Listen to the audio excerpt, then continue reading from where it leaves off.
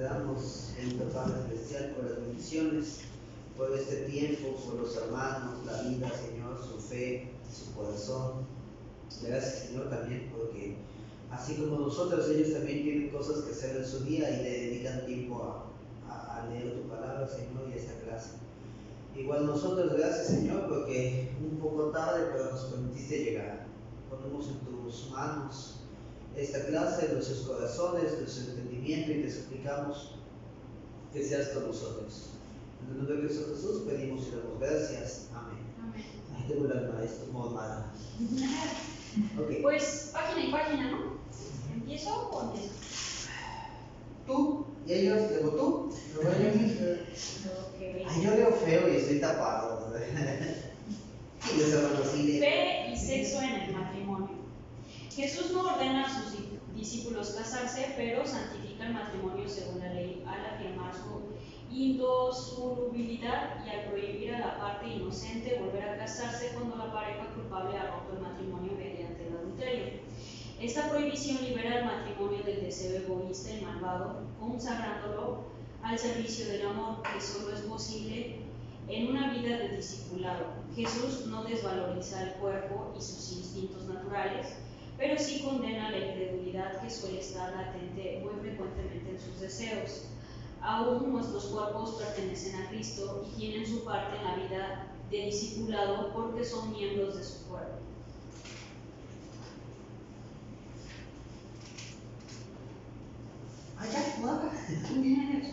Honren el matrimonio y los casados manténganse fieles el uno al otro. Con toda seguridad, Dios juzgará a los que cometen inmoralidades sexuales y a los que cometen adulterio.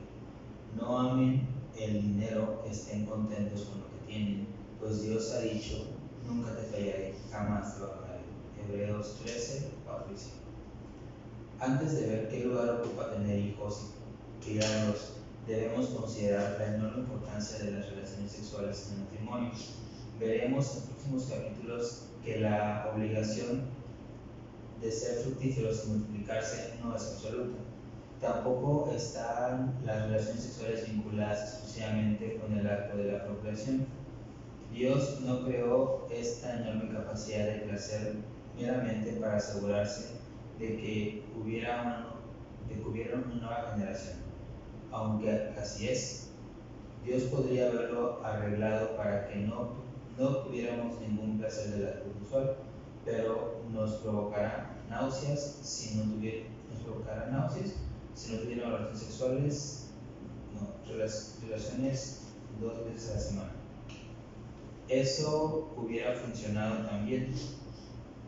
En este placer hay más que la procreación. Éxtasis inconcebibles. No es casualidad que siglos de eruditos de la Biblia hayan interpretado el Cantar de los Cantares como una historia acerca de Cristo y la Iglesia. Tal vez fueron demasiado delicados para dejar que tuviera su sentido natural con Salomón y su esposa.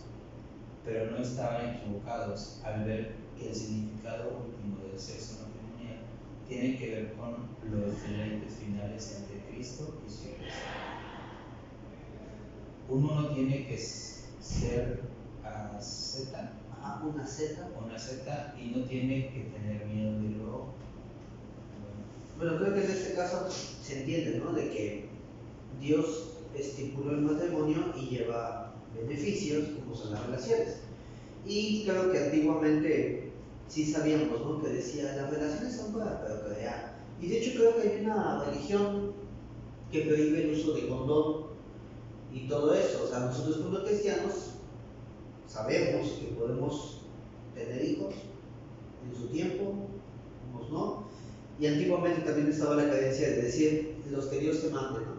Y creo que también era un acabose cultural de que no tienen dinero y tienen 8 hijos, tienen 12 hijos.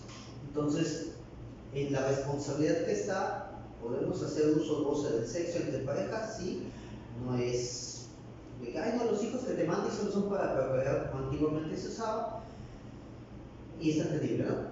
Que no es limitativo, tampoco es carta abierta para que muchas sectas y religiones también tienen el hecho de sexo como parte de adorar a Dios, y hay religiones que pues hacen, perdón la palabra, la horchata, con tal de alabar a Dios mediante las relaciones sexuales en un culto general. Entonces dices, no hay que desvirtuarlo, pero tampoco se puede. Perdón, ya, continúa. El miedo de lo bueno del placer sexual. Para decir que la intimidad sexual y el clima sexual obtienen su significado final de aquello hacia donde apuntan. Apuntan a los éxtasis que son imposibles de obtener y de concebir en esta vida, así como a los cielos cuentan la gloria del poder y la belleza de Dios. El clima sexual cuenta la gloria de los deleites inconmensurables que tendremos con Cristo en los tiempos venideros. No habrá casamiento allí, Mateo 22:30, pero existirá lo que refleja el matrimonio, y los placeres del matrimonio a la milionésima potencia estarán allí. Los placeres que experimentaremos allí son de una clase que, si Dios intentara explicárnoslo hoy, sería como tratar de explicar el placer sexual a un niño de 5 años. El niño podrá asentir con la cabeza, pero luego diría, pásame la mantequilla de maní. Los placeres sexuales en el matrimonio son buenos. Si yo le dijera otra cosa, la Biblia me acusaría de difundir enseñanzas que provienen de demonios. En los últimos tiempos, algunos se apartarán de la fe verdadera, seguirán enseñanzas que provienen de los demonios. Estas personas son hipócritas y mentirosas, y dirán que está mal casarse y que está mal comer determinados alimentos. Pero Dios creó esos alimentos para que los coman con gratitud las personas fieles que conocen la verdad. Ay de mí si no celebro el don del sexo en el matrimonio. Las escenas privadas en el drama del matrimonio. Esa celebración no es opcional para los casados. Se nos ordena disfrutar nuestros cuerpos mutuamente. Bendita sea tu frente. Goza con la esposa de tu juventud. Es una gacela amorosa. Es una cervatilla encantadora. Que sus pechos te satisfagan siempre, que su amor te cautive todo el tiempo. Hazme besar con los besos de tu boca, grato en verdad es tu amor más que el mío. Los esposos fueron hechos para que busquen los placeres que Dios creó para esta relación. El mundo no debería meter su nariz o sus cámaras en nuestro. En nuestro dormitorio. El sexo no es un deporte de espectadores, a pesar de la multimillonaria industria creada para convertirlo en ello. Lo cual significa que el drama de Cristo y la iglesia en la vida del esposo y de la esposa tienen sus escenas privadas. Esta parte del drama tiene un público de 3, esposo, esposa y Dios, que lo ve todo. Aquí los actores del drama observan mientras son llevados por las corrientes del placer, y si quieren honrar el significado de este don, se maravillarán de esto. Aún esto, por intenso que sea, no es más que un símbolo de algo infinitamente mayor que está por venir. Las escenas privadas del drama de Cristo y de su iglesia son conocidas por todo el mundo. Haríamos bien en decirle al mundo que es lo que les gusta tanto. El amor de Cristo por su esposa no queda sin un testigo en ninguna parte. Okay. Se entiende, ¿no? Que no hay que ser exhibicionistas y es privado entre dos personas que se aman, que Dios estableció. Cuando el sexo surge de la fe, no es pecado. Acompáñenme a reflexionar sobre las implicaciones de Hebreos 13, 4 y 5. Honra en el matrimonio y los casados manténganse fieles el uno al otro, con toda seguridad. Dios juzgará a los que cometan inmoralidades sexuales y los que cometan adulterio. No amen el dinero. Es notable que el escritor pone el dinero y el hecho matrimonial lado a lado. No es una coincidencia que la mayoría de los consejeros pondrían hoy al dinero y a las relaciones sexuales cerca del tope de sus listas en puntos problemáticos en el matrimonio. El acuerdo en cuestiones de dinero y la armonía en el hecho matrimonial no sucede fácilmente. Nuestro foco está en el hecho matrimonial, pero no pierdas de vista cuán íntimamente relacionados están ambos. La búsqueda de poder y placer se entremezclan en estas dos áreas como ninguna otra. El escritor tiene celo por proteger el hecho matrimonial, matrimonial quiere que sea bueno. No quiere que se arruine, exhorta, honroso sea en todos los matrimonios y el hecho sin mancilla. No está pensando en contaminaciones ceremoniales. Lo sabemos porque dice, Dios juzgará a los que cometan inmoralidades sexuales y que cometen adulterio. Está pensando en todas las contaminaciones pecaminosas. En última instancia, pecado es todo lo que no surge de la fe. Es lo que dice Pablo en Romanos 14:23. Todo lo que no proviene de la fe es pecado. Así que el escritor está diciendo, preserven las relaciones sexuales en el matrimonio, evitando hacer algo que no provenga de la fe. Pausa. Es que eso de que no proviene de la fe quizás sí pudiese ser incluso aspectos para mí muy difíciles de entender, ¿no? O sea, ¿cómo que no proviene de la fe? Pues nada proviene de la fe, todo es inmundo, todo es mundano, todo es pecado. Hay una definición que decía un pastor en su predica que decía, ¿qué es el pecado? La inconformidad con los ordenamientos de Dios. Dios te limita ciertas cosas, pero si tú las cometes, es pecado. Creo que es más fácil decir, todo lo que esté en contra de la voluntad de Dios es pecado. Es un punto también que ahorita yo analizándolo es difícil, porque si tú no conoces las limitaciones de Dios, no te eximen de cometer pecado. Pero en este punto, ¿las relaciones sexuales son pecado? No. ¿Qué estipula Dios? Que tengas a tu pareja. Si tú tienes una inconformidad de decir, ¿y por qué solo con mi pareja y no puedo buscar a alguien más? Es pecado. También dice la Biblia que el adulterio no es solamente lo carnal, no solo es lo físico. Cristo enseña que lo más importante y lo que hemos visto viene del corazón. En el punto que tú como hombre añoras con lujuria, con deseos a otra mujer, cuentas como adulterio. Si tú como mujer anhelas con lujuria y deseo a un hombre, ya es pecado. ¿Hubo contacto físico? No. Pero en tu corazón ya dejaste de un lado a tu pareja y tuviste otra. Entonces, es la importancia de valorar nuestro corazón. Entonces, aquí lo que dice de que todo lo que no provenga de la fe, por si no les queda duda, o incluso a mí me queda así como que ambiguo, no está mal, les quiero compartir el hecho de que todo lo que venga en contra de los estatutos de Dios es pecado. Pero continúo. La fe, dice en Hebreos 11:1, es la confianza de que en verdad sucederá lo que esperamos. Es lo que nos da la certeza de las cosas que no podemos ver. En otras palabras, la fe es la confianza que sentimos en todo lo que Dios promete ser y hacer por nosotros, cada día de nuestra vida. Ahora bien, ¿cómo produce esta fe actitudes y actos sexuales que no son pecado? En el contexto, el escritor nos muestra cómo funciona esto con relación al dinero. Podemos entonces hacer la aplicación al sexo. En Hebreos 13:5 dice, no amen el dinero, estén contentos con lo que tienen. El amor al dinero no es un deseo que desagrada a Dios, es pecado.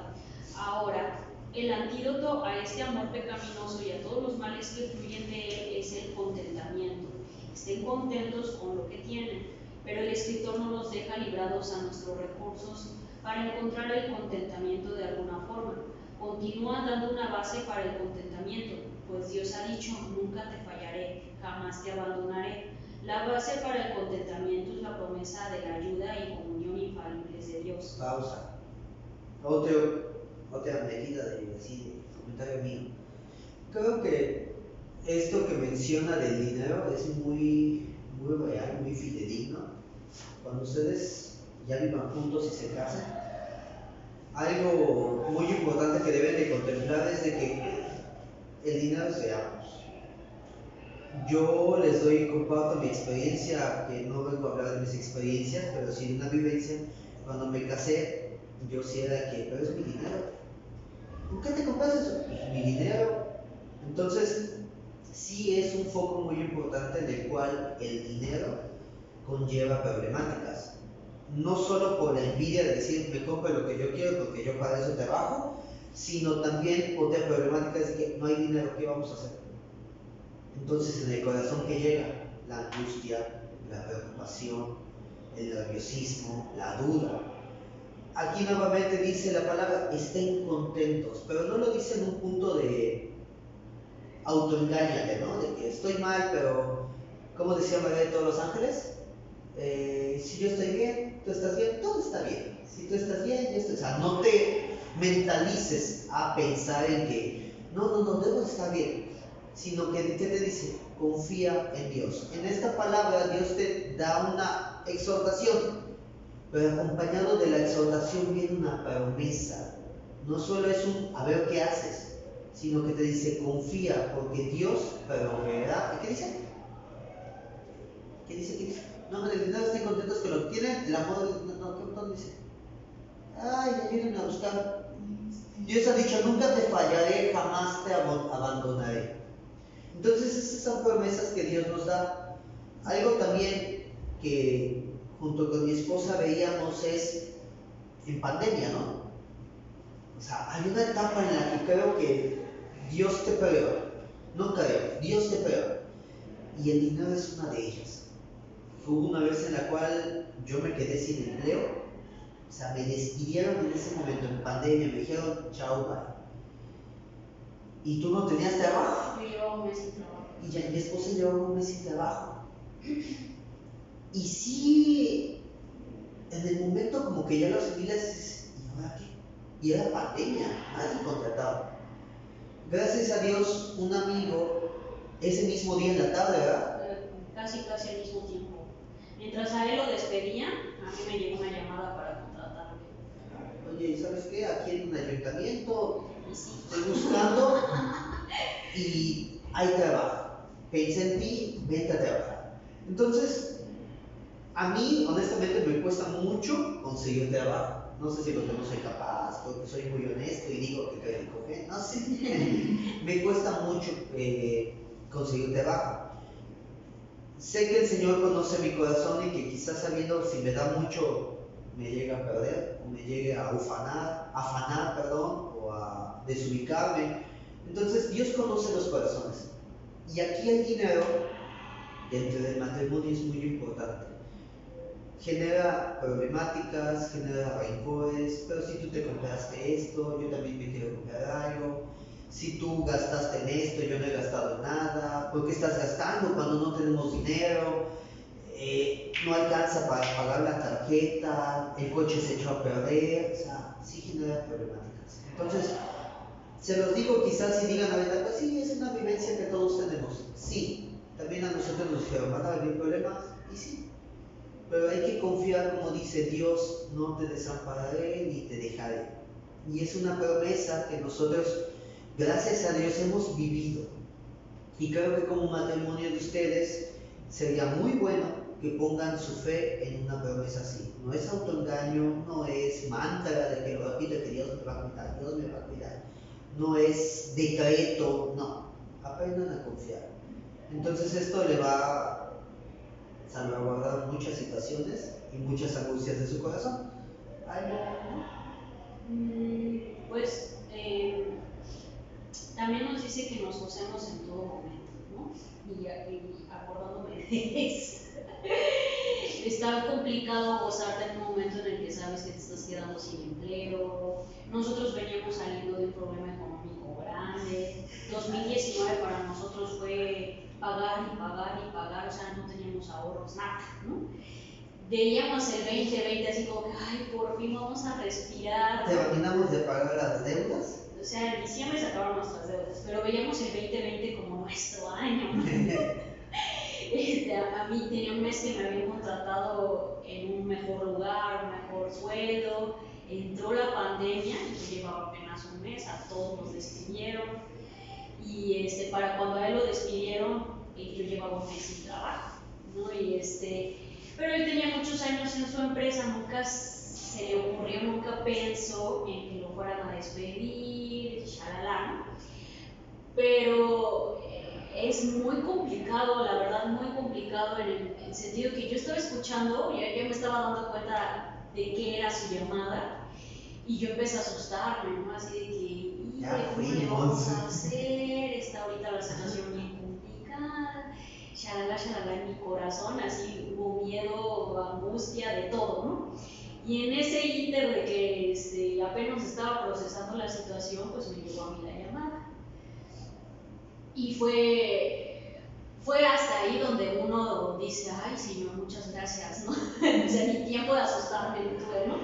Y uno quiere alabar ese tipo de situaciones, ¿no? Gracias Señor y todo, ¿no? Pero no la situación de que cómo le hacemos, ¿no? En lugar de uno decir, bueno Señor, tú sabes, no vamos a angustiar, bendito tu nombre, tú das, tú quitas, ¿no? Sí, venga gelatina, voy a comer, no sé, viene. Porque el 2019 precisamente fue para nosotros un momento en el que nosotros nunca vimos lejos desamparar. O sea, siempre, ¿cómo lo hicimos? Solo él sabe. Nunca nos quedamos sin comer, sin pagar, sin nada, a pesar de la fuerte situación económica. Y aún así uno no tiene una fe fuerte, ¿no? Aún así uno no confía, o aún así, viendo todo un año, también les comento, cuando uno da clases, por ejemplo, Génesis y Éxodo, te da una serie de ejemplos donde el pueblo judío es muy mal agradecido, ¿no? Si ustedes han leído con los niños luego así, ¿no? Y uno no lo comparte con los niños, pero sí lo piensa más, esta gente no entiende, ¿no? Esta gente está viendo la grandeza del Dios que tiene y no confían. Pero lo retomo en mi vida y digo, pues es que yo también estoy viendo la grandeza de Dios en mi vida y no confío. Todo un año de ver que nos sostuvo y que a lo mejor él en sus planes dijo, bueno, ya hasta aquí llegó su prueba porque viene una pandemia, ¿no? Ya ustedes están cubiertos, lo que venga les va a salir, ¿no? Ya no hay una preocupación, ya no hay cuestiones legales, ya hasta aquí, ¿no? No, en mi corazón hubo angustia, en mi corazón hubo, híjole, no puede ser, ¿cómo le vamos a hacer? Shalala, y ring, ¿no? Y hasta ahí, yo, muchas gracias, Señor, ¿no? Y no, o sea, la palabra dice alabar en todo momento, hasta en esos momentos. En todo momento dar gracias a Dios. Así es. Es. Lo difícil. En todo momento orar también, ¿no? Y eso sí lo hicimos mucho todo el 2019, orar, confiar, shalala, yo sí tuve unos momentos de mucha crisis, ¿no? Y doblar rodillas, era lo que emocionalmente nos mantenía en la tierra, porque ni dinero como para ir a terapia, ¿no? Así que él fue nuestro gran psicólogo en esos momentos, y uno no aprende, no entiende, no confía, ¿no? Su fe aún así, me acuso, era pequeña, ¿no? Pero pues precisamente para eso son como lo estamos aprendiendo, ¿no? Para irnos fortaleciendo. Tienes ese lapsus, pero en el mismo momento dices, ay Señor, discúlpame, debí haber confiado esto, no me diste ni el chance, qué bendición tan grande, pero pues ojalá en otro momento sí pueda, ¿no? Pero no los mandes por ahora. Dice la Biblia, la prueba produce paciencia y la paciencia produce fe. Tu momento difícil te va a enseñar que todo lleva un tiempo. Y tú viendo que todo lleva un tiempo y se resuelve gracias a Dios, aprendes a tener fe en que entre los momentos difíciles Dios te va a sacar. En su momento. Dice la Biblia, no he visto justo desamparado ni su descendencia que mendigue pan. Hay promesas. También dice que junto con la prueba viene la salida. Porque fiel es Dios, queda juntamente con la prueba la salida. Entonces debemos entender que cosas de dinero, igual junto con las relaciones sexuales y el matrimonio, creo yo que en verdad son dos temas muy importantes. Los hijos pasan creo que a segundo plano, la familia pasa a segundo plano, pero el dinero como pareja y las relaciones sí son temas muy severos. Y muy íntimos, sí, porque también no vas a ir contándole a todos si no tengo dinero. O sea, es algo que dentro de tu familia incluso muchas veces no les compartes para no angustiarlos, para no pedirles dinero, para algo, es algo que tú como pareja dices, es mío. Entonces yo veo cómo lo rasco y ya si de plano no puedo, pido ayuda.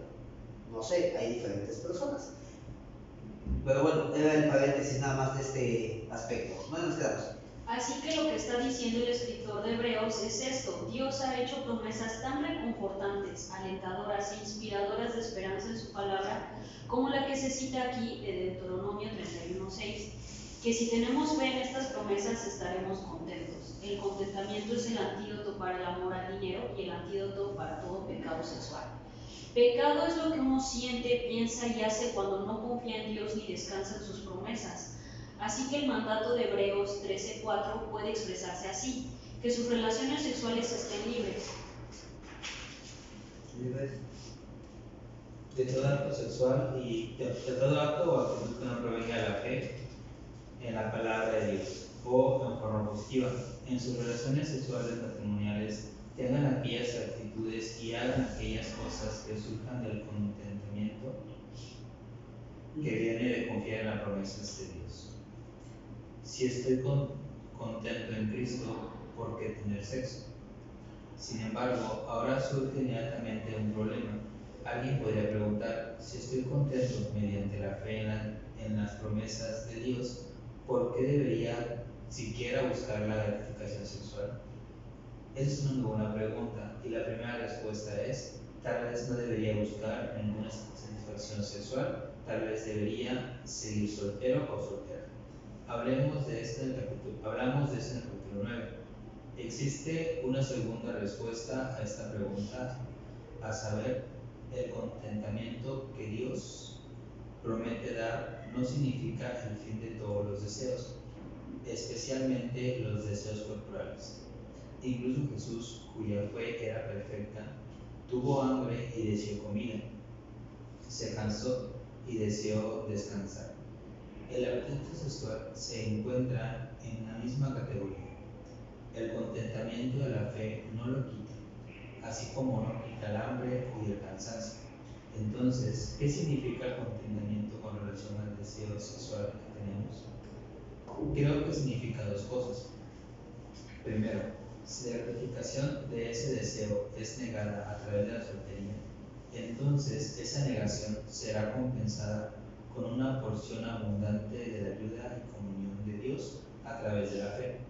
En Filipenses 4:11-13, Pablo dijo: que no haya necesidad alguna, porque he aprendido a estar contento con lo que tengo. He aprendido el secreto de vivir en cualquier situación, sea con el estómago lleno o vacío, con mucho o con poco. Pues todo lo que puedo hacer por medio de Cristo, quien me da fuerzas. Si Pablo podría aprender a estar contento en el hambre, entonces nosotros podemos aprender a estar contentos si Dios elige no darnos gratificación sexual. Segundo, la otra cosa que significa el contentamiento con las relaciones de nuestro uso sexual es esto: si la gratificación no nos es negada, sino que nos es ofrecida en el matrimonio, la buscaremos y la disfrutaremos solo de las formas que reflejen nuestra fe. Pausa. Bueno, aquí vemos que nosotros debemos de vivir contentos en base a las promesas de Dios. Un ejemplo que me vino a la mente, y creo que nos vamos a balconear, aunque lo esté grabando Janet. Luego nosotros dice la palabra: bendición de Jehová son los hijos. Nosotros no quisimos en una vida, en una edad joven, tener hijos, porque decíamos: no tenemos la economía, no tenemos el trabajo, no tenemos el patrimonio para. Pero si nosotros hubiésemos confiado en la promesa de decir que Dios bendice a sus hijos y no importa, si nos hubiésemos quizás esmerado en una juventud de tener hijos, quizás si nos hubiese costado más tiempo tener quizás lo que tenemos ahorita, pero Dios nos hubiese bendecido. Dios no nos va a desamparar. Entonces, bajo esa promesa de decir Dios me va a bendecir o no, pero voy a estar contento con un hijo, con una familia, a eso más o menos entiendo yo el punto de estar contentos con las promesas de Dios. Pablo dice: yo no necesito las circunstancias, yo no vivo por circunstancias, yo no necesito tener para ser feliz. Yo he estado contento sabiendo que Dios me bendice con hambre, así como con abundancia. ¿Por qué? Porque si tengo abundancia, pasé por hambre y no me morí en ese hambre, sino que Dios me logró llegar en abundancia. Y si tengo abundancia, en algún momento la voy a perder, así que yo no pongo mi felicidad en la abundancia. Así nosotros no podemos ser volátiles de decir, cuando yo tenga mi casa voy a ser feliz. Y ahorita vivir, sino el tipo de consuelo de que hasta que yo no tenga voy a ser feliz. Entonces no eres feliz. Cuando la tienes, le das tu valor a la casa, y si la pierdes, ¿qué pasa? Ya no eres feliz. O sea, tu felicidad, ¿dónde estaba? En un bien material, en algo efímero, algo que se deteriora. Pero dice Pablo, yo tengo felicidad porque confío en las promesas de Dios. ¿Se le puede dar valor a una promesa de Dios? A una promesa espiritual, por ejemplo, el que Dios no te va a desamparar, ¿le puedes dar algún valor monetario? No, solo es confiar que Dios no te desampara. Y estoy feliz porque sé que estoy pasando debilidades, enfermedades, pero Dios tiene algo mejor para mí. ¿Le tengo el valor económico? ¿Cuándo? No sé, pero Dios me prometió. Y así Dios me quiera llevar a pronta edad, para mí es algo bueno y ganante.